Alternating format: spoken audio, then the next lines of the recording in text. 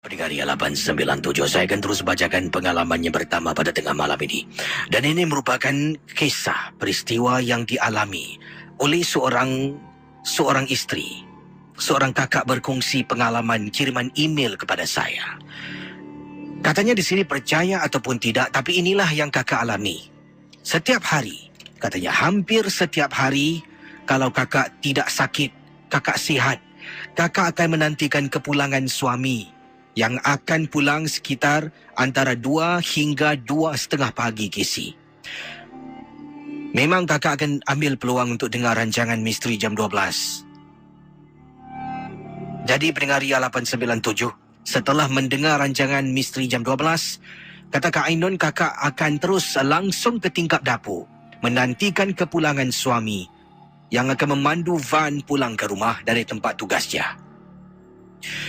Dan saat itu juga, selalunya lazimnya, kata Kak Ainun, sebelum suami kakak sampai, akan pulanglah seorang budak ataupun seorang jiran yang tinggal di blok yang sama, kata Kak Ainun. Mungkin dia kerja malam, Kisi, kakak tak pasti. Tapi selalunya macam tu. Cuma kadang-kadang bila suami balik awal dari dia, kakak tak akan nampak dia pulang dulu. Dia akan pulang antara 2 hingga 2 suku. Suami kakak akan pulang antara 2 hingga 2:30. Jadi, dia yang pulang dahulu. Dan bila dia letakkan kenderaan di tempat letak kereta bertingkat, selalu kalau dia balik, mesti kesi belakangnya ada perempuan akan ikut. Ikut dia pulang dari belakang. Kakak bukan buat cerita, Kesi. Tapi perkara ini memang dah banyak kali kakak nampak. Budak ni akan jalan, tapi wanita perempuan yang ikut dia dari belakang langsung pun tidak dia indahkan. Benda itu, kata Kak Ainun, akan ikut dia perlahan-lahan dari belakang. Berjalan. Kadang-kadang rapat, Kisi. Yang kakak hairan, setiap kali nampak mesti ada makhluk tersebut. Betul, Kisi, mesti ada makhluk tersebut. Sampaikan pada satu malam, kata Kak Ainun, apabila setelah mendengar rancangan Misteri Jam 12, kakak tergerak hati nak turun bawah, nak tengok siapakah wanita yang ikut budak tu dari belakang. Setelah mendengar rancangan MJ12 yang tamat sekitar 2:10 pagi waktu itu, kakak dengan segera, Kisi, pakai serkup, kemudian keluar dari rumah, turun ke bawah. Konon-konon nak tunggu suami, tapi niat di hati memang, Kisi, nak berjumpa dengan budak yang dimaksudkan. Kakak sampai di kolong blok, kata Kak Ainun, nampak kereta yang dipandu budak tu lalu terus naik. Bila kakak nampak kenderaan tersebut, dalam kereta tak ada orang, Kisi, budak tu seorang saja. Terus kakak istighfar, Astaghfirullahalazim. Dalam kereta kakak yakin tak nampak orang pun. Sebab bila kereta tu lalu, kakak terus berdiri dan lihat pandang kereta yang dimaksudkan. Bila dah nampak tak ada orang, pendengar Misteri Jam 12, kata Kak Ainun, kakak terus lari naik ke atas balik. Sepantas kilat, nasib baiklah rumah kakak ni tak tinggi sangat, tingkat 3. Sampai rumah, buka pintu sampai tak sempat nak tutup pintu rumah. Kakak lari pergi ke dapur. Dan awal tadi kakak katakan, yang bila keretanya pandu, kakak lihat dalam kenderaan tak ada orang kan? Budak tu keluar daripada multi-story kapak, tempat letak kereta bertingkat. Kisi nak tahu apa kakak nampak? Belakangnya sekali lagi, ada perempuan ikut. Sampai ke saat ini, kakak tak tahu sebenarnya. Tapi kakak pernah tanya perkara ini pada mak mentua kakak. Mak mentua mengatakan mungkin itu saka. Ataupun mungkin itu pendinding diri yang diberikan, dihantarkan pada dia. Tapi dia tak tahu yang dia ada pendinding sedemikian ataupun ada saka yang dia pelihara. Kisi, memang menakutkan, Kisi. Memang menyeramkan. Rata-rata eksperimentasi yang kakak lakukan turun ke bawah untuk lihat siapa dalam kenderaan, terbukti yang setiap kali dia balik seorang diri, tapi siapa wanita yang ikut dia dari belakang. Sampai ke hari ini, kalau Kisi nak, datanglah ke rumah kakak di blok ... Wah, kasih alamat semua Dan Kisi boleh lihat sendiri, adakah kakak main-main ataupun benar-benar perkara ini berlaku. Terima kasih. Dan selamat tengah malam, Casey. Okey, pendengar Misteri Jam 12, itulah kisah akak kita tadi. Adakah disifatkan akak itu sebagai, makcik kipu? Ya, ingin tahu ataupun beliau rasa curiga lah. Kadang-kadang kita macam tu. Bagus. Sebab apa? Lebih baik kita periksa. Biar orang label kita kipu daripada kita sebarkan fitnah. Jadi kita periksa. Kakak tu periksa dulu. Mungkin ada dua pandangan yang berbeza lah. Pendapat yang berbeza. Satu, kipu betul kakak ni. Satu lagi, kisi bagus lah. Dia turun bawah, dia tengok dulu. Betul tak? Dia tak sebarkan fitnah, tak cakap sembarangan. Dah terbukti yang dia nampak tu scan-scan. Jadi ada dua pandangan. Pandangan anda mana? A, kepo. B, bagus. Tak nak sebarkan fitnah. Jadi dia periksa dulu. Bagaimana agaknya. Saya rasa kita tengoklah bagaimana kita pandang orang. Kadang-kadang kita jangan terus jump to conclusion kata orang putih. Baik, saya akan teruskan dengan kisah selanjutnya. Yang lain boleh cuba hubungi saya di 669-11897. Dan ini ada kisah. Nampaknya semalam kita cerita tentang kawasan yang diberi nama Hyundai.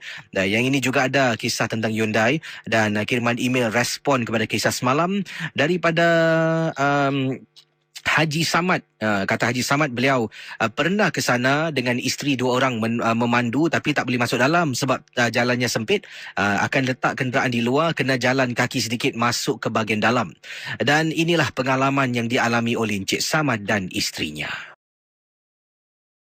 Apa khabar Kisi dan juga para pendengar Misteri Jam 12? Nama saya Haji Samad. Semalam Kisi ada sentuh tentang tempat memancing dikenali sebagai Hyundai. Tapi memang benar, Casey. Tempat itu sekarang dah tidak wujud lagi. Dah tak boleh masuk, dah ditutup. Hutannya masih ada. Pengalaman saya ketika memancing dengan isteri, kalau kita menunggang motosikal, boleh masuk sampai ke dalam. Tapi kalau dengan kenderaan kereta memang susah. Kadang-kala pergi dengan isteri dengan menunggang motosikal. Kadang-kala isteri tak nak naik motor, terpaksa naik kereta. Dan bila masuk, kita letakkan kenderaan di luar, berjalan kaki sedikit masuk ke dalam. Pengalaman saya waktu itu bila kami nak pulang. Kami memancing, datang sekitar pukul 3 lebih petang. Dan pulang 1 lebih pagi, setelah air dah hampir-hampir surut. Jadi apa yang berlaku kata Encik Haji Samad, bila dah bungkus semua pekakas-pekakas pancing, saya dengan isteri tinggalkan kawasan itu. Sebelum ini ada ramai juga yang memancing. Oleh kerana hari itu memang rezeki tidak menyebelahi sesiapa pun. Ramai dah balik, hanya tinggal saya dan juga ada satu keluarga sebelah hujung sedang memancing. Suami isteri juga. Kata Encik Haji Samad, saya keluar dengan isteri. Berjalan dengan menggunakan lampu suluh yang kami gunakan untuk memancing. Sebab sana memang gelap, Kisi. Lopak, lecak.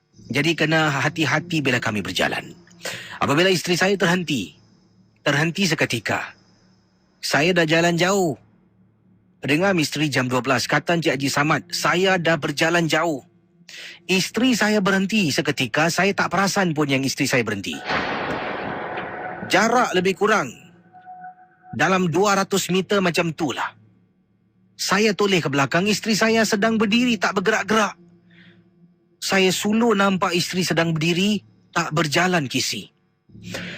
Pendengar Misteri Jam 12, saya patah balik, pergi ke arah isteri. Saya sentuh bahu isteri. Isteri saya tercungap-cungap bernafas. Seolah-olah nafasnya dipegang, dihentikan seketika. Abang, saya panggil abang tak? Abang tak dengar. Kisi, isteri saya seolah-olah dalam keadaan semput, tercungap-cungap, tak boleh bernafas. Saya suruh dia tenang, istighfar. Kenapa dengan awak ni? Isteri saya kata, dah banyak kali dia pekik. Dia panggil saya tapi saya tak perasan dan saya tak toleh. Kalau awak panggil saya takkan saya tak dengar? Tempat ni sunyi. Isteri saya sampai dah tak tahu nak berkata apa. Saya pegang tangannya, tak apa. Awak selawat istighfar, kita keluar. Dalam perjalanan Kisi, saya tak nampak. Langsung tak nampak, tapi isteri saya, bang, kata isteri saya, kiri kanan Kisi dekat dalam hutan tersebut, banyak benda sedang memerhatikan kita yang sedang nak berjalan keluar. Kata Haji Ismail, walaupun saya tak nampak, isteri saya nampak, tapi saya boleh rasa. Meremang bulu rumah saya, bulu tengkuk. Saya tahu isteri saya tak bohong. Sampai dalam kenderaan, Saya keluar dari kawasan itu, kemudian saya tak pulang ke rumah. Saya bawa isteri saya pergi makan. Casey bawa isteri saya pergi makan di salah sebuah kawasan di Changi. Sedang makan, kami duduk suami isteri di satu meja bulat, 2 orang saja. Datang seorang lelaki untuk ambil pesanan air kami. Casey, dia tanya, "Bang, minum apa bang?" Biasalah, teh tarik satu. Isteri saya, dia tak nak minum. Kakak minum apa? Casey, lelaki tu boleh tanya orang di sebelah saya, walhal di meja yang sama, saya dengan isteri saya saja yang duduk. Patutlah bila kami duduk, isteri saya tengok bawah. Saya pusing tengok budak ni. Mama ni betul ke tak ni? Tak apa, dia pun tak nak lah. Saya seorang satu terima kasih Dia patah balik, buat air. Saya pegang tangan isteri, saya pergi ke tempat kaunter yang jual air tu. "Bang, saya PT bungkus bang." Dia bungkuskan teh saya angkat. Kemudian saya suruh isteri tengok. "Awak, tengok belakang, dia ikut kita tak?" Mula-mula isteri tak nak, takut. Saya paksa baru isteri toleh. Dia tak ada bang. Dengan segera saya kembali ke kenderaan dan pulang ke rumah. Itulah pengalaman saya, Casey. Terima kasih. Selamat tengah malam. Okey, pendengar Misteri Jam 12. Jadi itulah antara kisah yang diketengahkan Cik Samad. Inilah kalau mungkin lelaki-lelaki kalau dah berumah tangga, semakin lama rumah tangga tu dibina, semakin tak rapat lah. Jalan pun suami ke depan, isteri di belakang Dah 100-200 meter saya rasa ni. Baru dia pusing, mana isteri aku ni? Lupa pula Jadi ingatlah, kalau jalan keluar tempat macam tu, khususnya tu lebih baik anda sentiasa pastikan isteri anda di samping anda. Itu yang penting. Dan kisah awal tadi Kak Ainun bagaimana? Apakah pendapat pandangan anda? Dia kata, Casey, saya rasa Casey, pendapat saya yang kedua. Baguslah kakak tu turun bawah. Memanglah kita boleh cap dia sebagai makcik kepo. Tapi dia pun nak tahu. Supaya dia tidak sebarkan fitnah. Dan dia dah tahu pun, dia bercerita pada Casey dalam Misteri Jam 12. Itu saja Casey. Terima kasih. Yang ini Casey, saya rasa makcik tu kepo Casey. Ada orang ke tak ada orang, apa dia kisah? Dari Azlan ini masing-masing lah. Baik, kita akan teruskan dengan pengalaman selanjutnya 669-11897. Dan yang ini saya ingin ketengahkan satu peristiwa pengalaman. Ini kisah daripada sama ni kejap Dari Encik Ali berkongsi peristiwa pengalaman ketika beliau dengan temannya sedang duduk di kolong blok rumah. Ini kisah Encik Ali ni agak panjang, tapi saya berikan anda gambaran sedikit lah. Encik Ali kata beliau dengan rakannya suka sangat duduk kolong blok. Duduk di kolong blok tu akan buat air lah, sebab Cik Ali ni tinggal di tingkat 1, temannya tinggal di tingkat 4. Jadi Cik Ali akan dari rumahnya tingkat 1 tu, dia akan keluar bawalah air kopi yang dia buat sendiri. Isteri dah tidur, anak-anak dah tidur. Jadi dia carilah peluang untuk untuk mungkin hang out dengan kawan satu blok lah. Dan dia akan dalam cerita ni dia kata akan bawa turun kopi lah. Kalau ada kuih muih yang isteri ada masak tadi, goreng-goreng ke, saya akan bawa bersama duduk. Kami hanya duduk berbual-bual, cakap tentang apa yang topik nak diperkatakan pada tempoh hari, kita cakap lah. Dan antara satu kali tu bila Cik Ali dengan sahabatnya iaitu Encik Suhaimi, Cik Ali dan Encik Suhaimi sedang duduk di kolong blok rumahnya. Dan perkara ini berlaku di salah sebuah kawasan di Bukit Panjang. Topik pada malam tu yang disebutkan itu adalah tentang Misteri Jam 12. Sebab mereka ni berdua baru saja mendengar rancangan MJ12. Jadi bila dah lepas tu duduklah di kolong blok sambil tu bercerita tentang kepercayaan, tentang tu, tentang ni. Mereka telah pun melakukan sesuatu. Jadi teman Cik Ali, Cik Suhaimi ni sebenarnya ada menyimpan sesuatu yang ditinggalkan oleh arwah ibunya. Pendengar Misteri Jam 12, percaya ataupun tidak, ingat rancangan ini hanya satu hiburan saja. Kata Encik Ali, teman saya kemudian naik ke atas Casey. Setelah kami berbincang berbual-bual tentang Misteri Jam 12, kisah seram lah yang diketengahkan oleh pendengar-pendengar Ria. Teman saya mengatakan yang dia ada simpan sesuatu. Waktu tu topik yang Casey ketengahkan adalah tentang barang-barang pusaka peninggalan arwah. Ada keris, ada cincin batu akik, ada juga barang-barang pelik yang lain. Teman saya kata arwah ibunya ada meninggalkan sesuatu dalam peti. Dan sampai sekarang dia percaya yang benda tu yang menjaga rumahnya supaya tidak disampuk, dirasuk oleh mana-mana makhluk. Bila saya dengar, saya terperanjat. Jadi dia pun naik ke atas, kata Encik Ali, bawa turun peti yang dimaksudkan itu. Dia naik ke atas, saya sedang tunggulah. Saya pun hidupkan sebatang rokok. Kemudian lalu seorang makcik, betul-betul dekat koridor tempat lalu lalang di hadapan rumah saya. Makcik itu berdiri depan rumah saya lama, Casey. Saya sebenarnya tak perasan. Sebab bila makcik itu lalu, dia jalan belakang saya, dah tak nampak dah. Bila lelaki itu turun, teman saya Suhaimi turun ke bawah. Dia pun membawa peti, kemudian dia buka, sebelum dia buka peti tersebut dia kata, "Eli, apa depan rumah kau ada orang tu? Makcik tu nak apa tu?" Casey, rupa-rupanya sejak saya nampak dia tadi, dia tak bergerak berdiri depan pintu rumah saya, Casey. Apabila saya toleh sahaja, makcik tu pun bergerak dan meninggalkan kolong blok. Saya dengan teman saya Suhaimi berdiri, melihat makcik itu dari belakang. Dia jalan, kemudian keluar, jemberang jalan, entah dia hilang pergi ke mana. Kemudian kembali pada topik saya dengan teman saya, Casey. Dia pun bukalah sesuatu. Bila dia buka peti itu, dalam peti tersebut terperanjat. Apabila teman saya menunjukkan, Casey nak tahu ada apa? Dalam peti itu ada kuku. Kuku yang diketip banyak dalam peti tersebut. Saya tanya, ni apa benda? Entahlah, mana aku tahu. Arwah ibu aku kasih aku simpan. Ini pendinding. Kau pun mesti ada pendinding tau, kata teman saya dengan bongkak dan riak. Dalam peti itu, selain dari ada kuku yang telah pun diketip, dibuang dalam peti tersebut, banyak, Casey. Juga ada bungkusan yang dililit dengan kain kuning. Saya tak tahu apa di dalamnya.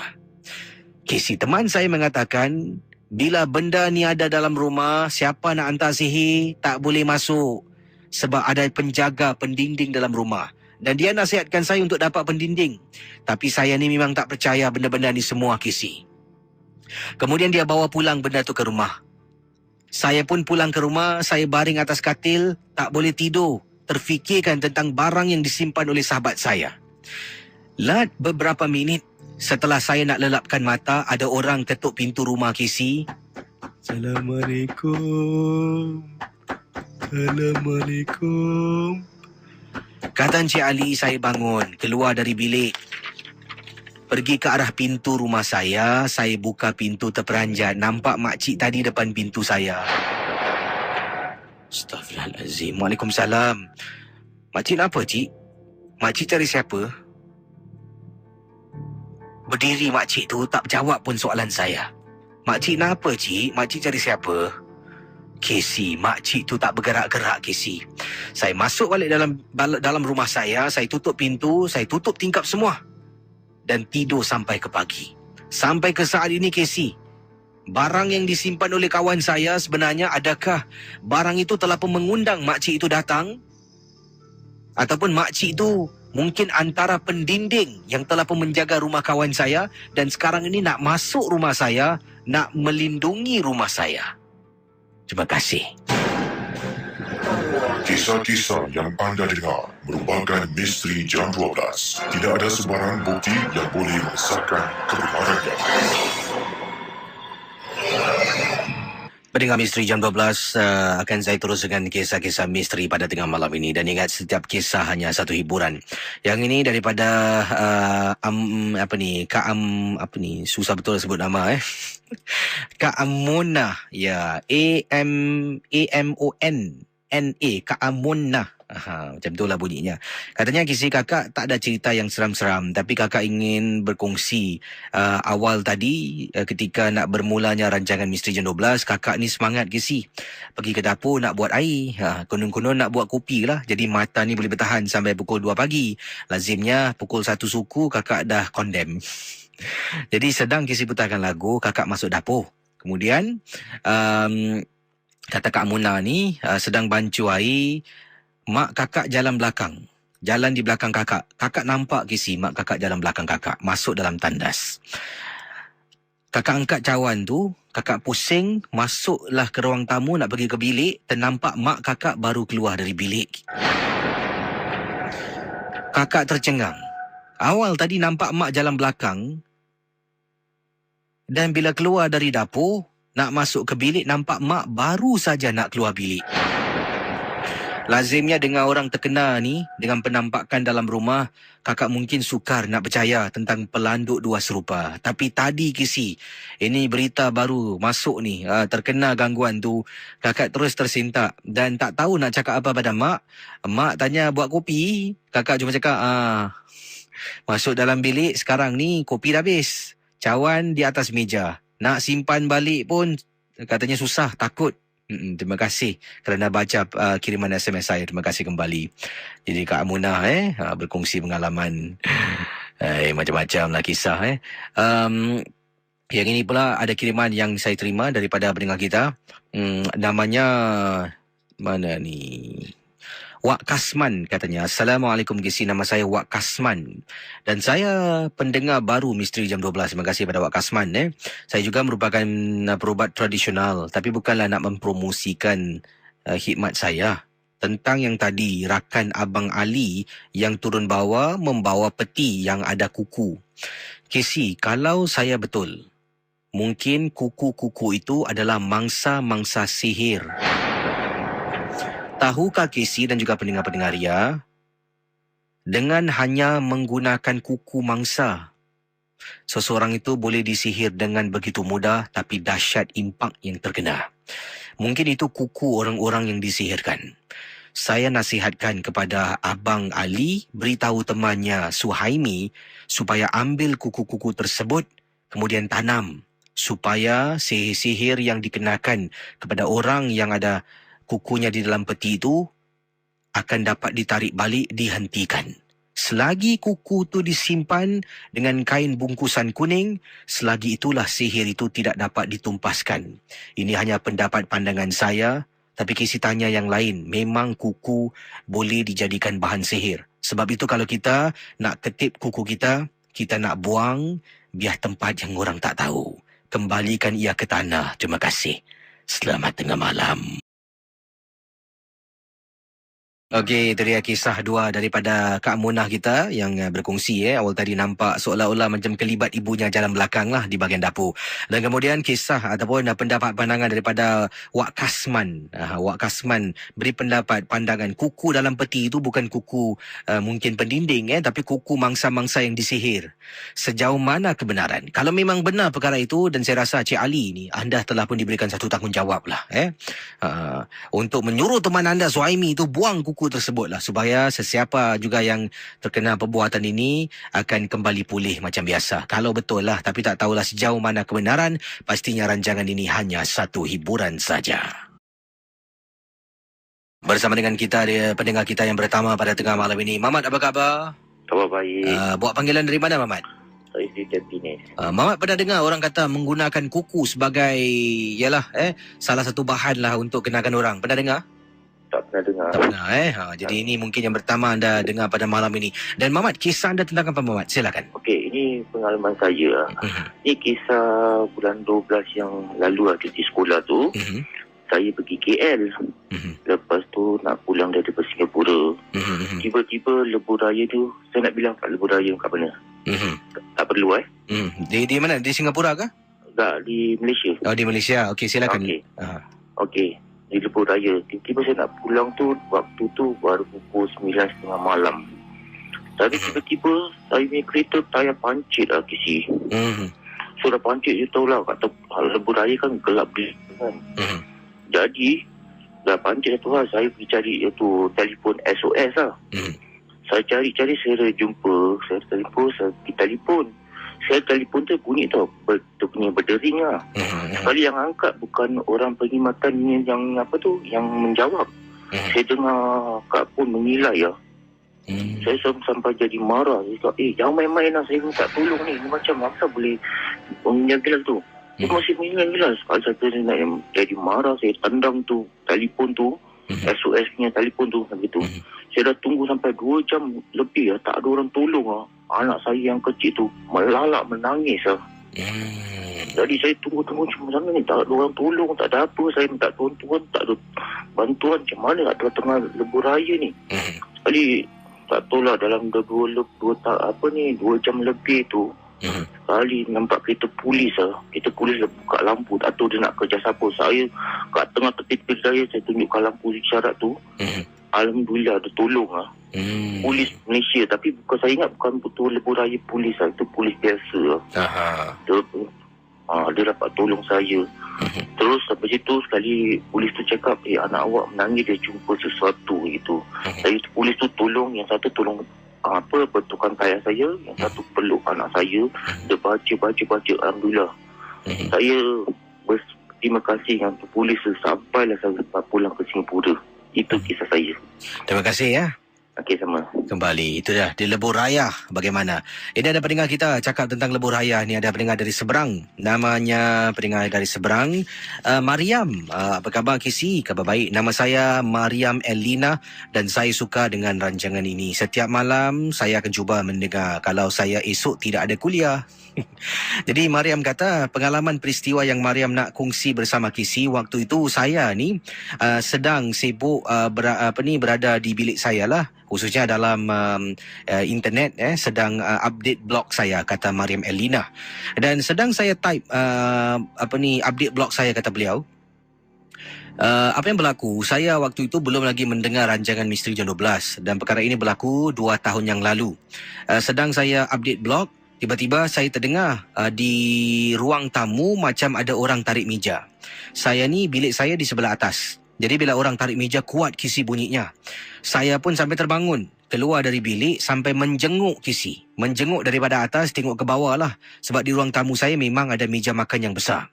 Jadi bila tengok, meja tu bergerak Kisi dan sengit macam ada orang tarik ataupun seseorang langgar. Saya tiba-tiba meremang bulu rumah. Saya pusing ke belakang, kemudian saya tengoklah bilik kakak saya sedang tidur. Saya tengok bilik ibu dengan abah saya sedang tidur. Jadi 3 orang dalam rumah. Dalam rumah tu ada 4 orang termasuk saya, 3 orang sedang tidur. Siapa yang tolak meja, yang tarik meja? Saya pun masuklah, tak nak indahkan. Sekali lagi sedang saya update blog pada waktu itu, terdengar lagi bunyi kali ini kerusi jatuh, kerusi kayu. Pak! Macam itulah bunyinya. Saya pun bangun keluar dari bilik saya, terus pergi melihatlah, menjenguk dari atas, kata Mariam Elina. Bila saya tengok kerusi dah jatuh, saya pun entah macam mana turun ke bawah perlahan-lahan sampai dekat hujung tangga. Maksudnya bila dah sampai dekat bawah di hujung tangga, saya naik balik Kisi. Sebab apa Kisi? Saya nampak anak beranak sedang berdiri melihat saya yang sedang nak turun, konon nak alihkan dan tarik meja. Dan waktu itu 2 tahun yang lalu, kami baru saja berpindah di rumah yang baru dibeli. Dan sekarang ini masih lagi didiami. Rumah itu dah kami diam di dalam rumah itu dah lebih kurang masuk 2 bulan lebih. Sebenarnya banyak gangguan yang berlaku. Antaranya ibu saya pernah ceritakan saya, waktu malam sedang dia tidur, dia nampak saya masuk dalam bilik. Keesokan hari dia tanya, semalam masuk bilik mama buat apa? Saya pun kata, bila masa masuk bilik, saya tengah tidur. Itulah antara pengalaman yang berlaku. Tapi Alhamdulillah setelah bantuan, adalah seorang pakcik ni yang telah pun ibu undang, seorang pakcik yang juga penggiat salah sebuah masjid berdekatan dengan rumah kami. Katanya Mariam Elina, dapatlah rumah tu disewa, diadakan sedikit doa selamat. Barulah benda tu, keluarga yang mungkin mangsa dalam rumah tak pasti mangsa apa, meninggalkan rumah kami. Terima kasih dan juga selamat tengah malam Kisi. Itu saja pengalaman dalam rancangan Misteri Jam 12. Ini ada kiriman respon daripada Obek Mardi. Ingat Abah Jua hanya satu hiburan sahaja. Obek Mardi kata, saya suka dengan penjelasan yang diberikan oleh Wak Kasman. Memang benar, kuku boleh dijadikan bahan untuk disihir. Berhati-hatilah kalau kita nak buang kuku, khususnya kalau kita banyak musuh.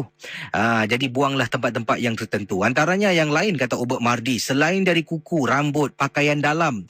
Kalau mungkin ada musuh dan kita tahu musuh akan main kotor, kata Obek Mardi, pakaian dalam jangan sesekali kita jemur di luar. Jemurlah di belakang rumah. Dan katanya selain dari itu, rambut. Setiap kali kalau kita sikat rambut kita, pastinya akan ada rambut terperangkap pada sikat yang kita gunakan. Setiap kali kita dah habis sikat, kita tarik semua rambut di sikat tersebut, kita buang dalam tong sampah.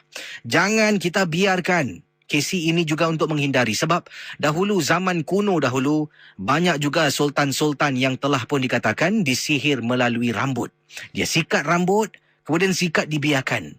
Masuknya pembantu, ambil rambut tersebut dan dijadikan antara bahan sihir. Dan selain dari itu juga kata Ubek Mardi, ini tak tahulah benar atau tidak. Ini hanya dia berkongsi saja. Jangan sampai kita tersalah faham. Katanya kalau kita bergambar kisi, hendaklah kita jangan berikan seseorang itu gambar yang penuh. Maksudnya gambar penuh cukup sifat kita berdirilah. Ya, nampak kaki tangan, nampak telinga kiri kanan, nampak mata kedua-dua, hidung, mulut, semua nampak. Kalau nak beri gambar penuh pun berilah gambar yang setengah badan ke. Dan katanya di sini, kalau memang nak kena beri gambar penuh, berdiri sengit. Jadi kalau nampak telinga sebelah sini, ya, ataupun sebelah kanan, sebelah kiri tak nampak sebab dia dah pun memandang ke arah yang lain. Macam itulah kata beliau. Jadi ingatlah supaya jangan mudah-mudah kita beri satu lagi nama apa ni? Oh, nama ibu kita bukan nama bapa. Kalau orang tanya kata di sinilah, nama maknya siapa? Oh, nama maknya Hasna binti apa? Jangan. Gunakan nama samaran yang mak anda adalah. Kalau nama Hasna, nama samaran yang digunakan oleh orang-orang panggil Nana, panggil. Oh, nama mak saya orang panggil Nana. Oh, nama penuh, tak, orang panggil dia Nana je. Kata Ubek Mardi macam itulah. Jadilah antara pendapat pandangan individu. Ya, kalau ingin kepastian, tanyalah mereka yang arif, yang pakar. Jangan jadikan rancangan ini sebagai satu landasan untuk anda menimba ilmu. Selamat tengah malam para pendengar Misteri Jam 12 yang sedang memantau siaran kami di Ria gelombang 89.7 FM maupun anda yang sedang memantau siaran kami melalui cnmsn.com ataupun melalui aplikasi Mi Radio dan sebagainya. Terima kasih bagi anda yang sedang bersama saya Casey Tika dan saat ini pada malam ini saya akan teruskan dengan lebih banyak kisah, tapi sebelum itu saya akan bacakan mungkin ada pendapat pandangan anda. Dan banyak kisah saya terima pada malam ini. Ada juga beri pendapat pandangan ada juga di sinilah ada yang berkongsi kisah, ada juga yang ingin berikan apa ni? Oh, ini daripada Nizam katanya, selamat malam Kisi, ingin ketengahkan peristiwa yang dialami oleh isteri saya yang pernah bertugas di sebuah hospital di Singapura. Saya tak nak sebut nama hospitalnya, tapi katanya pengalaman beliau, hospital ini dikatakan memang banyak Kisi cerita gangguan tak kira apa bangsa pun, dan juga ada satu bilik di hospital yang disebutkan, ya, tapi saya tak sebutkan, tidak ada pesakit akan tinggal di dalam ward ataupun bilik yang disebutkan.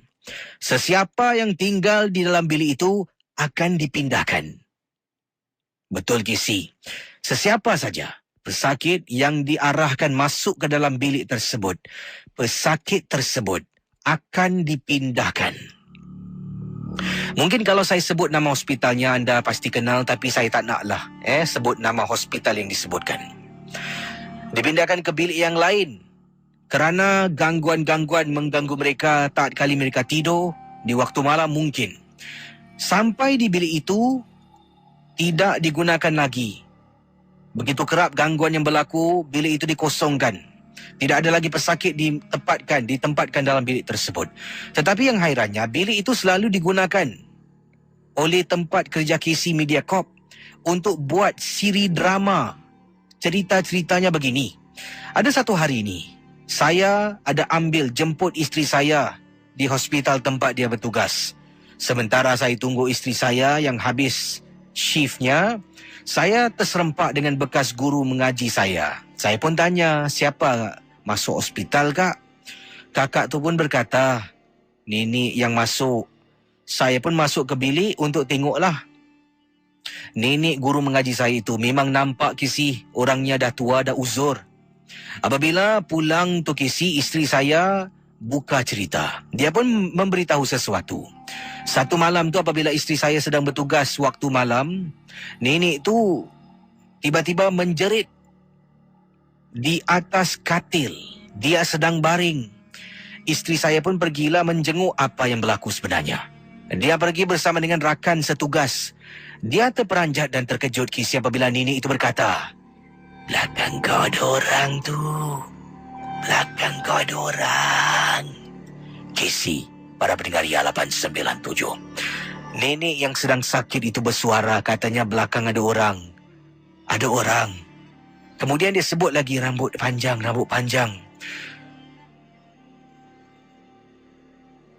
Nenek yang ada di sebelah katil itu pun menggigil ketakutan Kisi. Dan nenek itu berkata, "Aku nak balik lah. Aku nak balik, hantar aku balik. Hantar aku balik Isteri saya pun memanggil doktor untuk menenangkan nenek yang dalam keadaan dah tak boleh dikawal, terpekik-pekik mungkin.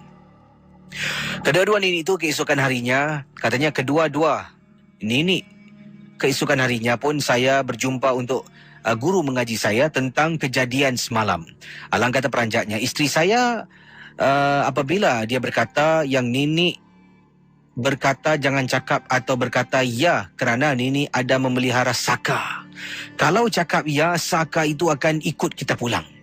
Isteri saya terperanjat, Casey. Tapi memang Casey, hospital tu macam-macam cerita yang berlaku. Tak kira apa bangsa lah kena gangguan. Itulah pengalaman saya. Tolong ketengahkan dari Nizam. Terima kasih. Dan juga selamat tengah malam, Casey.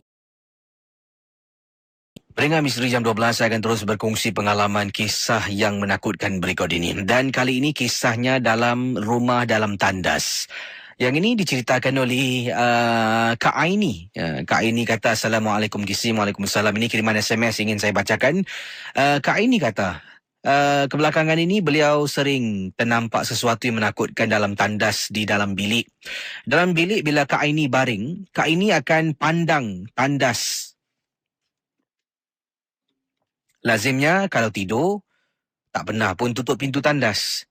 Tapi sejak suami Kak Aini dah mula bertugas malam. Sebab sebelum ini, suami Kak Aini telah pun diberhentikan kerja. Jadi baru-baru ini saja suami dah mula dapat kerja yang baru dan kerjanya shift malam sahaja. Dan Kak Aini terpaksa tinggal rumah seorang diri, Casey. Pernah beberapa kali bila mendengar rancangan Casey Misteri Jam 12. Bila masa-masa takut terperasan, macam dalam tandas ada orang sedang berdiri. Yang benar Casey kakak nampak. Susuk tubuh sedang berdiri melihat kakak daripada dalam tandas yang gelap yang sedang baring di atas katil. Dan kakak ni memang degil, masih nak dengar lagi rancangan MJ12 sebab memang tertarik dengan kisah-kisah yang diketengahkan. Jadi apa yang kakak buat? Oleh kerana kakak takut, kali ini kakak tidur, kepala kakak tidaklah menghadap tembok. Kalau kepala kakak di bahagian tembok, boleh nampak tandas. Kali ini kakak pusing kepala kakak di bahagian tempat kaki. Jadi kakak akan nampak tembok pula bila kakak baring. Itulah pengalaman kakak. Dan Casey katanya Kak Aini, peristiwa ini walaupun kakak cerita ringkas tak seram. Cuba Casey bayangkan Casey di tempat kakak sedang baring, nampak ada susuk tubuh dalam gelap berdiri dalam tandas. Kakak pula takut nak tutup pintu tandas. Takut dia main ketuk-ketuk, Casey. Terima kasih dan selamat tengah malam. Macam hal dalam tandas. Kalau ia pun takut sebelum tidur tu lampu tandas dihidupkanlah. Sebelum mungkin akak habis rancangan MJ12 tu boleh bangun dan tutup balik lampu tandas tersebut. Yang ini pula daripada pendengar kita, katanya sini. Casey cakap tentang kuku yang disimpan dalam kotak oleh kawan Cik Ali awal tadi. Ini kiriman SMS lah. Datangnya daripada Hisham. Saya juga ingin berkongsi sesuatu. Ini bukan tentang kuku. Ini tentang tulang, Kisi. Saya tak pasti tulang apa. Tapi dalam rumah saya, ibu saya ada menyimpan sejenis tulang. Saya tak tahulah tulang yang dimaksudkan tu tulang apa. Tulang itu diletakkan dalam kain yang dibuat macam kantung kecil. Kemudian tulang itu diletakkan di atas tempat circuit breaker. Pernah sekali tu saya nak simpan kunci almari saya di atas sebab takut abang saya buka pintu almari saya ambil baju. Cari tempat yang sesuai yang saya boleh ingat dan tak lupa. Saya pun jengkitkan kaki untuk capai circuit breaker bahagian atas.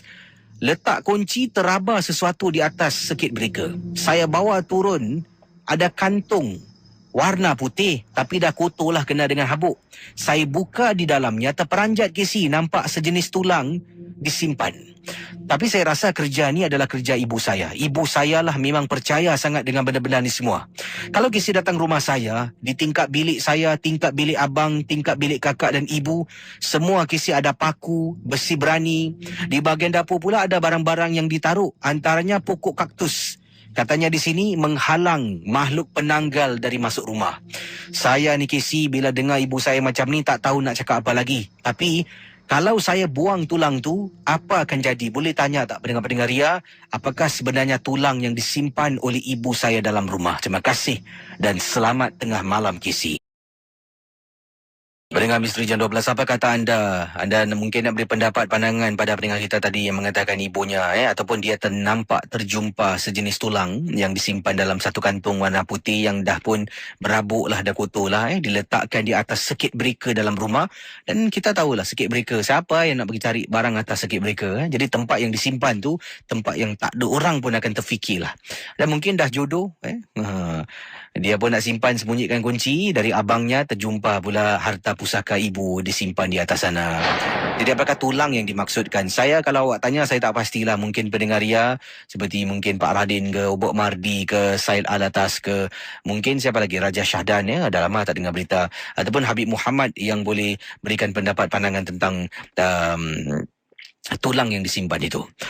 Kita akan teruskan dengan kisah selanjutnya. Yang ini daripada Azwan. Azwan kata, Assalamualaikum, Waalaikumsalam warahmatullahi taala wabarakatuh.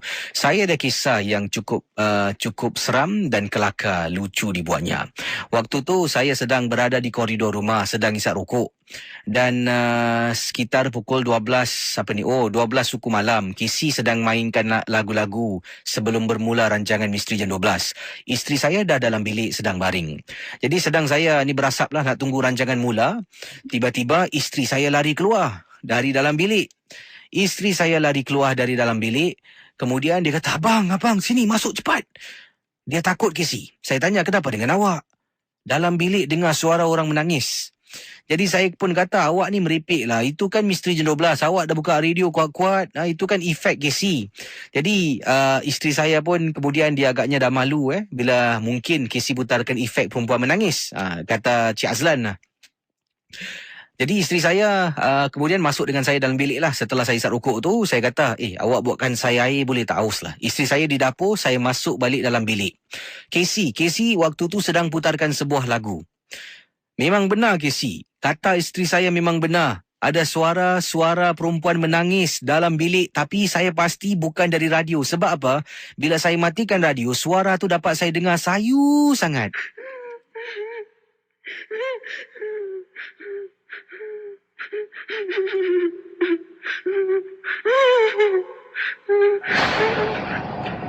Jadi kata Azlan, saya pun turun dari katil, radio saya kuatkan balik, saya keluar dari bilik, jumpa dengan isteri. Kemudian isteri, bang, jom masuk bilik bang. MJ12 nak start ni. Saya kata nanti kejap. Abang nak minum air dulu. Saya tak bilang pun isteri saya apa yang saya dengar tu adalah benar. Sebab saya tak nak isteri saya takut dan nanti malam menyusahkan saya pula nak kena temankan dia pukul 2-3 pagi untuk ke tandas. Itulah pengalaman seram tapi lucu. Mula-mula tak percaya kata isteri. Bila dah kena, baru padan muka saya, Casey. Tahu tak apa? 669-11897, silakan. Kita teruskan dengan kisah daripada seorang pendengar namanya Bujang. Hello Bujang, selamat malam. Selamat malam. Apa khabar anda, sihat? Saya sihat. Ni buat panggilan dari mana Bujang? Saya buat panggilan daripada Woodland. Silakan Bujang, pengalaman anda. Pengalaman saya ingin menceritakan semasa dulu semasa saya dengan kawan saya sedang berjalan dekat railway track. Itu dekat Kranji lah kira kan. Okey, Habis kawan saya terjumpa meja lah. Macam meja bai syarbat tu kan. Kita bawa pergi dekat Semak lah. Kita peringat kita nak relax lah. Jadi saya taruh dekat situ. Dekat betul-betul dekat pokok sabun-sabun lah. Jadi pada malam tu saya tidur dekat situ. Habis kawan saya tak balik.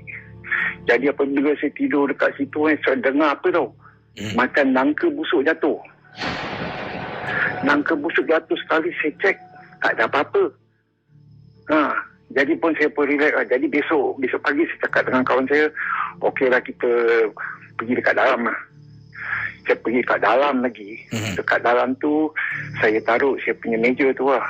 Jadi tu malam kawan saya pun tak balik. Pada kawan saya tak balik pun saya pun relax, diam je kira kan. Sekali saya ingatkan saya nak isap rokok lah kira. Saya isap rokok, saya pasang saya punya lighter. Lighter saya pecah. Lepas tu saya ambil lighter lagi. Sekali saya picit, pecah lagi. Dah 2 lighter pecah. sekali saya ambil lagi satu lighter, saya picit lagi, pecah lagi. 3 lighter pecah. Lepas tu yang penghabisannya ni, ada 4 lighter. Saya pecah, picit. Sekali tak ada, dia punya gas tak ada lah. Halo? Ya, silakan. Sekali dia punya gas tak ada. Jadi saya punya hati ni rasa macam sesuatu lah kan. Macam ganjil lah tu malam. Saya pun relax, diam-diam. Saya relax, saya tengok macam ada orang jalan lah. Saya kan kawan saya.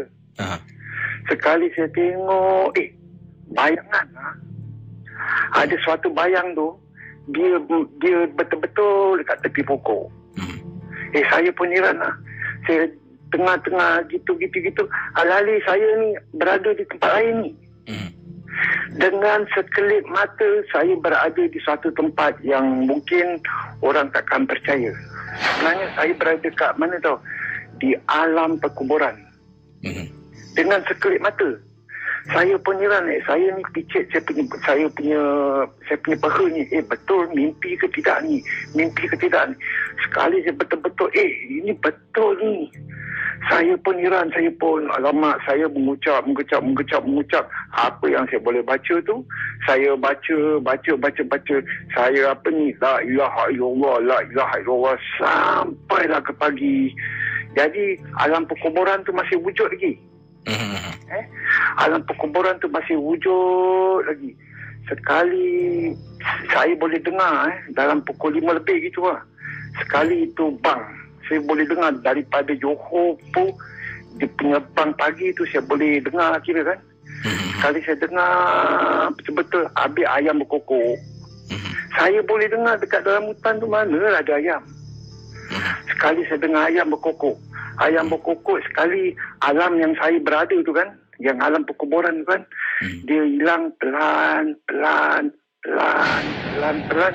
Sekali betul-betul alam yang nyata saya ada. Di situlah alamak saya pun rasa macam kelang kabut kan. Saya duduk sampailah pagi, barulah kawan saya datang. Saya pun cakap dengan dia, dekat sini jangan main lah, dekat sini kan. Saya tengok ada kubur Kristian ada, kubur Cina ada, kubur Islam ada, semua ada dekat tepi saya ni. Ini betul-betul alam yang saya belum pernah jumpa kira kan. Itulah saya punya cerita tu, dah kira 10 tahun yang lepas lah, saya ingat. Terima kasih ya.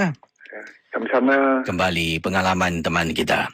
Dan saudara, berikut ini ingin saya ketengahkan satu peristiwa pengalaman yang dialami dari kiriman email yang saya terima. Ini adalah kisah yang dikatakan berlaku di salah satu chalet. Tapi chalet ini bukan di Singapura. Chalet yang disebutkan ini adalah chalet di Malaysia. Orang Singapura telah pun pergi ke sana untuk membuat open house, mengundang rakan-rakan juga saudara mara yang terdekat sebagai short getaway lah. Jadi chalet yang disebutkan ini adalah sebuah resort, sebuah macam villa rumah macam tu yang beliau telah pun memilikinya beberapa tahun yang lalu, tapi jarang pulang ke chalet, villa ke resort lah sebab sebenarnya dalam email ni macam-macam nama digunakan sekejap chalet, sekejap villa Jadi saya mungkin antara inilah yang disebutkan oleh pendengar kita di seberang lah. Jadi sebelum ini pun pernah beberapa kali lah beliau buat open house rumah terbuka, panggil rakan-rakan datang, barbecue dan sebagainya. Dan pernah sekali tu bila saya dengan suami, ini daripada ini dia, Kak Mayang Mayank, Kak Mayang berkongsi peristiwa beliau. Sebenarnya kami mengundang tetamu datang ke rumah sekitar hari Sabtu selepas jam 2 petang. Jadi 2 petang sampai malam lah, sesiapa yang nak datang.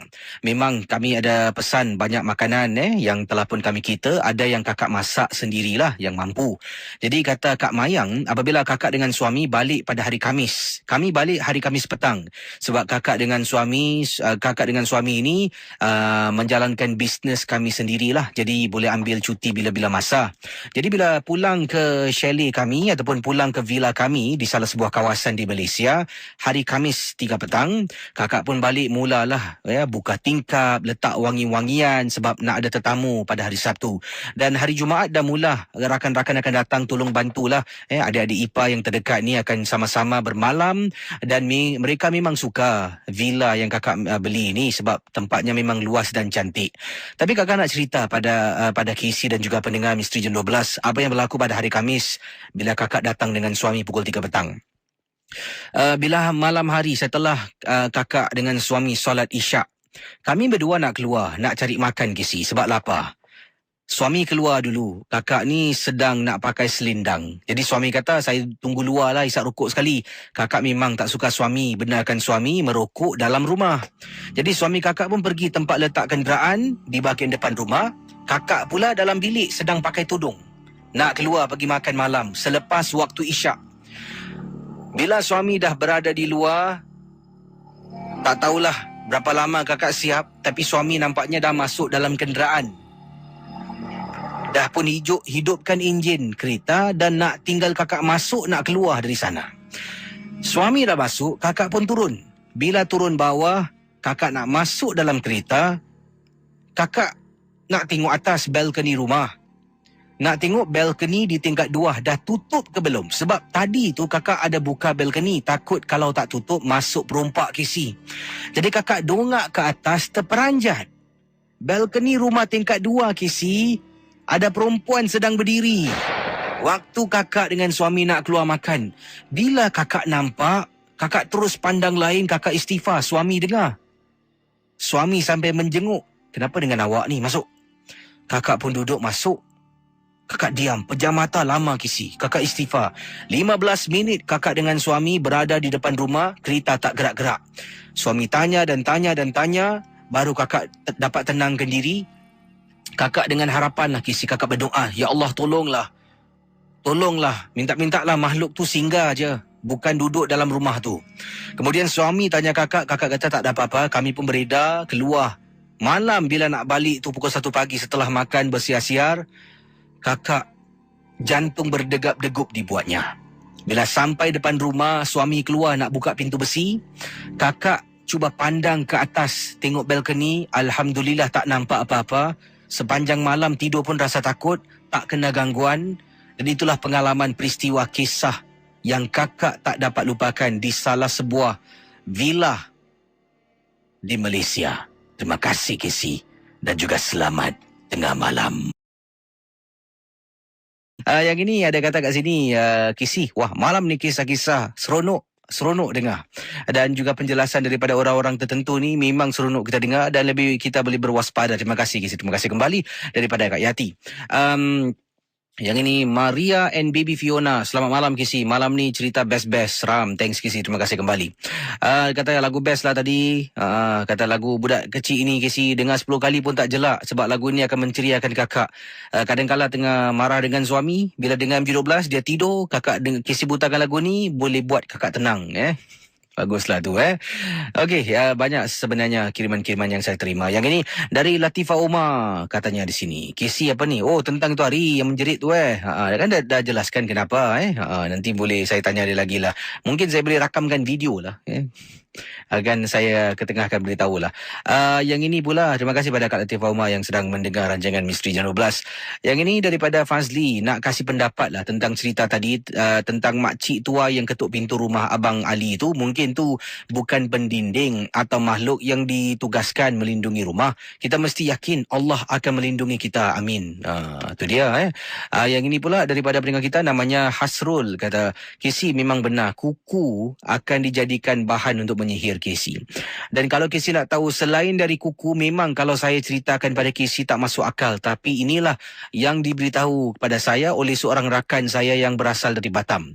Katanya tapak kaki yang dipijak atas tanah. Kan kita kalau jalan atas tanah ni akan meninggalkan kesan tapak kaki. Juga boleh dijadikan sihir. Cuba Casey bayangkan, masuk akal tak? Tapi memang, katanya di sana ada yang sampai kalau berjalan atas tanah tu, mereka pastikan tidak ada meninggalkan kesan tapak. Ataupun mereka akan pilih jalan di atas, mungkin batu lah yang tidak akan meninggalkan bekas tapak kaki. Entahlah Kesi. Jadi itu dia antara pendapat pandangan. Pendengar kita selanjutnya yang ini. Assalamualaikum Kesi. Waalaikumsalam. Nama saya Hayati, nama samaran saya ni. Alamak. Awak gunakan nama Hayati, lepas tu awak kata nama samaran. Macam mana kan dia terbaca? Tak apa, saya simpan. Lain kali saya baca. Kalau boleh janganlah Kesi nama samaran saya terus. Ini nama saya Hayati, nama samaran saya. Kan dah terbaca ni. Tak apa. Saya akan simpan kisah ni. Mungkin lain kali saya akan ketengahkan kisah anda ya. Baik, yang ini ada pendengar kita yang bernama Zaidi berkongsi peristiwa. Katanya, Assalamualaikum Kisi. Waalaikumsalam. Awal tadi Kisi ada cerita tentang makcik yang pertama tadi tu ternampak budak ni balik, kemudian ada benda ikut dari belakang. Saya juga pernah mengalami perkara yang serupa. Saya balik kerja selalu serentak dengan seorang budak ni. Dia kerja airport Kisi, sebab saya pernah berbual dengan dia. Dan kalau berjalan di kolong blok, kadang-kadang nampak dia sedang menunggu lift. Dan lazimnya kalau saya terlihat dia dari jauh sedang tunggu lift, di belakangnya mesti ada seorang makcik sedang berdiri. Dan pada mulanya saya ingatkan makcik ini mungkin tinggal seblok ke, makcik dia ke, kawan dia, saya tak pasti. Tapi entah macam mana, setiap kali saya nampak, setiap kali itu kadang-kadang adalah sesuatu yang akan saya pandang lain, saya tengok lagi benda tu dah hilang. Dan bila saya naik lift, saya dapati macam ada benda yang tak kena, buat bulu rumah saya meremang. Pernah sekali, rumah saya di tingkat 5, rumah budak ni tingkat 10.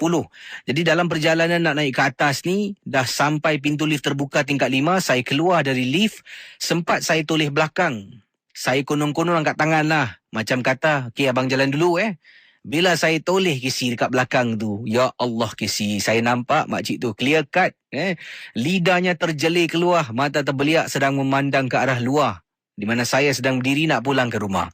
Dan itulah peristiwa yang menyeramkan. Setelah kejadian itu, kalau boleh saya tak nak serempak pun budak tu, walaupun dia secantik manalah. Ayolah, itulah macam mana tu. Adakah yang dia jumpa tu, adakah benar-benar makcik ataupun sebaliknya lah. Baiklah, kita akan hujung talian 669-11897. Pendengar 897. Sebelum saya jawab panggilan anda, di sini ada kisah SMS yang saya rasa cukup menarik, yang cukup ringkas dikirimkan oleh pendengar kita yang tidak bernama. Tapi katanya di sini, kisah apa khabar? Khabar baik. Saya ingin ketengahkan satu cerita yang berlaku pada hujung minggu yang lalu. Saya teman ibu saya pergi mengurut di salah sebuah rumah di kawasan Bedok. Dan yang hairannya yang hairannya untuk mengurut tu hanya selepas pukul 8 malam. Sebelum tu saya pernah tanya ibu, kenapa tak urut sebelum tu? Katanya tuan rumah ni tak ada di rumah. Tuan rumah balik kerja agak lambat. Jadi saya pun tak kisahlah, saya hantar ibu saya memandu sampai rumah tu, letakkan kenderaan di tempat letak kereta, kemudian naik ke atas. Bila ketuk pintu, ibu saya beri salam, tuan rumah tu buka pintu, kemudian dia marah ibu saya, kata kenapa beri salam. Saya menjadi terkejut. Ibu saya minta maaf. Boleh minta maaf lagi Kisi. Setelah habis sesi mengurut, saya pun pulang dengan ibu. Saya tanya, kenapa tadi ibu minta maaf? Ibu beri salam, dia marah. Yalah, orang tak suka. Saya terus marah ibu saya balik. Saya kata, bukan saya nak kurang ajar dengan ibu, tapi kan salam tu adalah satu kewajipan untuk orang menjawab. Ibu saya terdiam. Setelah kejadian itu, ibu nak minta saya hantar lagi hujung minggu ini pergi mengurut. Saya mati-mati kata tak nak. Sampai sekarang ibu saya pujuk dan dia sampai minta tolong abang saya hantarkan. Terima kasih dan selamat tengah malam. Macam mana tu? 669-11897. Hello, selamat tengah malam. Halo Kesi, apa kabar Ren? Pak Raden ya? Ya Pak Raden, silakan. Ada kes kronik lah. Silakan. Ini Pak Raden nak cerita tentang tanda-tanda. Ini selalu Pak Raden saya terkes. Selalu memang perempuan, kesian. Perempuan Pak Raden sayang, kau mahu ni. Sebagai keluarga, Pak Raden pun ada keluarga juga. Ini Pak Raden nak cerita Kesi. Kalau Kesi ada mata air atau apa, ada tanda-tanda wanita akan kena histeria yang tersampuk. Rupanya ada satu kes kronik yang anggap ganjil Kesi. Ini sebenarnya bila Pak Raden settle ni kronik kes, sebenarnya sebenarnya waktu dia ni sudah courtship dengan perempuan ni dah agak berapa bulan dia kenal melalui internet, tapi bila dia dah menjelma, dia keluar in reality, berjumpa, diorang dah jatuh cinta, dah berkasih-kasih sayang. Jadi wanita lelaki ni ada kereta, suka pergi night life, jalan-jalan, tapi dalam gitu diorang dalam keadaan diorang dah bermesra seperti keluarga, seperti sahabat ke si. Rupanya dalam bulan berganti minggu, berganti bulan, perkenal mereka dah masuk 6 bulan, ada satu tanda-tanda ini siapa-siapa kalau ada kekasih, kalau ada sesiapa, tak kira ada kekasih ke siapa, ada isteri, atau tanda-tanda kalau wanita nak tersampuk, ada lagi tanda simbolik tersampuk. Ada chronic case, tersampuk tu bagaimana tu Kesi? Apabila kalau katakan kita duduk dalam kereta dengan dia, apabila dia suka macam ambil tangan dia 5 jari tu, suka macam mencengkam kita macam harimau, macam pegang-pegang rambut kita mencengkam gitu, mencengkam seperti tu, macam harimau nak mencekau, tapi bukan mencekam, macam mencengkam seperti tangan 5 jari dia tu, macam scratch tapi bukan scratch. Jadi budak laki-laki ni Pak Adin kenal dia Kesi. Jadi yang paling aneh sebenarnya hipnotis yang dia kena ni, tersampuk ini adalah satu, sebenarnya dia sudah merayap satu tempat, dan apabila dia pergi di satu tempat pohon kemboja dekat satu tempat di Singapura ni, Pak Adin tak nak cerita, dia sudah keluar. Jadi ini tempat satu pot untuk mereka suka duduk berbual seperti macam change of ideas. Maklumlah couple dalam in love, tapi dalam tanpa dia sedar Kesi, rupanya waktu dia asyik balik bawa anak dara orang malam, kau merayap buat apa, bawa anak dara orang malam. Jadi akhirnya perempuan tu telah ada satu lembaga yang masuk di badannya, dan tanda-tanda dia tersampuk adalah rupanya bila dia kalau balik dengan hantar ini perempuan, dia hantar kekasih dia balik, this girl, perempuan tu akan macam hak dia lah, tanda loving. Hak dia, dalam hak dia tu, perempuan tu akan genggam leher dia tu dengan cara macam nak mencekik gitu, macam tekan. Kita tahu macam kita ambil jari, macam kucing harimau, kita ambil macam dia ambil jari dia tu, jadi dia macam cekau gitu sikit. Tapi rupanya Kesi, dah ada satu unseen force, ada virus tersampuk dah bermula dalam wanita tu. Tapi bila dia tekan aja dekat situ Kesi, laki-laki tu transfer juga alam gaib itu ada di badannya, dan ini terjadilah satu yang dipanggil apa Kesi, tanda-tanda apabila orang dah tersampuk Kesi, banyak body language dia. Ada body language melalui mata, ada body language melalui merengek, ada body language melalui seperti histeria. Tapi ini chronic case, dia tersampuk melalui body language, melalui ibu jarinya, sentuhan ibu jari dia tu. Macam bila kalau Kesi ada girl, sekali girl Kesi tak pernah macam peluk Kesi, tapi ambil 5 jari tu macam cekau gitu tau, macam mencengkam gitu, macam nak mencekik tapi tak mencekik. Jadi the 5 fingers, the nail fingernails tu just poke at your neck. Jadi macam seolah-olah macam nak menyocok gitu 5 jari. Tapi rupanya itu tanda-tanda rupanya dia dah kena satu kesampukan alam gaib yang ada bermula lah. Dia nak merasuk Kesi. Tapi bila waktu Pak Radin settle chronic case ni, apa terjadi Kesi? Kedua-duanya tersampuk Kesi, tahu di mana? Di depan pintu rumah makwa dia. Nak balik, bila nasib baik dia dapat ketuk itu bel, kan orang ada bel, dia peluk, dia tekan bel 3-4 kali. Bila mak dia buka, lovers tersampuk depan pintu nak balik. Kesian dia sayang girlfriend dia, dihantar dua-dua tersampuk depan pintu mata air girlfriend dia punya rumah. Dan akhirnya Pak Din bila balik, dua-dua Kesi macam duduk menggigil tapi masing-masing Kesi tahu apa tak, dia cekau dia dan seperti macam nak membunuh satu sama lain. Akhirnya chronic case ni Pak Din dapat settle. Jadi itu pasal kalau siapa-siapa couples, if you want to go any place, jangan pergi satu tempat, satu spot tu, situ tempat yang kita pergi. Kita tak tahu siapa unseen force yang ada peeping Tom pula. Rupanya ada mengendap nak masuk dalam body couples yang in love ini, Casey. Tapi chronic case ini dapat disettle dengan ilmiah yang baik, ya. Itu saja. Assalamualaikum, ya. Waalaikumsalam warahmatullahi taala wabarakatuh. Saya jumpa anda esok malam dalam satu lagi episod Misteri Jam 12. Terima kasih kerana bersama saya. Terus bersama Ria Insomnia.